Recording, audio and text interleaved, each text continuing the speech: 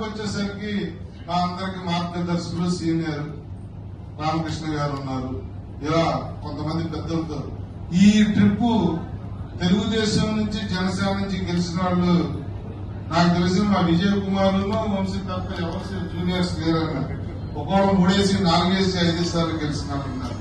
ఈ అనుభవంతో ఈ జిల్లాని ఈ ఉమ్మడి జిల్లా విశాఖ అనకాపల్లి ఉమ్మడి జిల్లాని అభివృద్ధిలో పరుగులు పెట్టించే విధంగా కష్టపడటమే మేము ప్రతిపించే గౌరవం అని చెప్పి నేను మనస్ఫూర్తిగా నమ్ముతా ఉన్నాను. అందుకే మేము హనీమూన్ పీరియడ్ చేయట్లే. గెలిచిన రిజల్ట్ వచ్చిన తెల్లారి నుంచి కూడా గ్రామాల్లో తిరుగుతూ ప్రజల మధ్యలో ఉంటూ ప్రజల అవసరాలు ఇప్పుడు వరకు వాళ్ళు పడ్డ ఇబ్బందుల నుంచి ఎంత తొందరగా బయటికి తీసుకురావాలని చెప్పి అనునిత్యం మా ప్రయత్నం మేము చేస్తా ఉన్నాం. నిజంగా చెప్తున్నాము, ముఖస్థుతి కోసం కాదు, భగవంతుడి సాక్షిగా ఇది మా గెలుపు కాదు, మీ కసి మీ పట్టుదల మీ కృషి. చంద్రబాబు నాయుడు గారికి జరిగిన అవమానాన్ని మీరు మర్చిపోలేదు.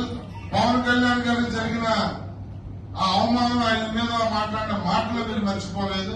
నరేంద్ర మోడీ గారి నాయకత్వాన్ని మీరు మర్చిపోలేదు. కాబట్టి ఈ కూటమి ఇన్ని సీట్లు ఇన్ని ఓట్లు వచ్చాయి దాన్ని మనస్ఫూర్తిగా నమ్ముతూ మీ అందరి ఆత్మీయత మీకు ఇచ్చిన అభిమానాన్ని గుండెల నిండా పెట్టుకుని పనిచేస్తాం, ఒళ్ళు దగ్గర పెట్టుకుని పనిచేస్తామని చెప్పి మీరు మాటిస్తూ మరి ఇలాంటి 3 పార్టీల ఆత్మీయ సమావేశంలో నన్ను భాగస్వామ్యం చేసి ఇవాళ చాలా ప్రోగ్రాంలు ఉన్నాయని చెప్తే రామకృష్ణ గారు లేదు ముగ్గురు జిల్లా అధ్యక్షులు సందేశం ఇవ్వాలి, నువ్వు తప్పకుండా వచ్చి కనీసం ముందే నీతో మాట్లాడి పంపించేస్తా అన్నారు.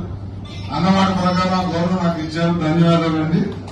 మరి ఇవన్నీగా భావించవద్దు, వేరే కార్యక్రమాలు ఉన్నాయి. ఇక్కడ అందరూ అధికారులందరూ వెయిట్ చేస్తా ఉన్నారు. అను నిత్యం ప్రజల్లో ఉండి ప్రజల రుణం తీర్చుకుంటాం మేము ఇక్కడ ఉన్న అందరూ కూడా అని అందరి తరఫున కూడా మాటిస్తూ ఎదురు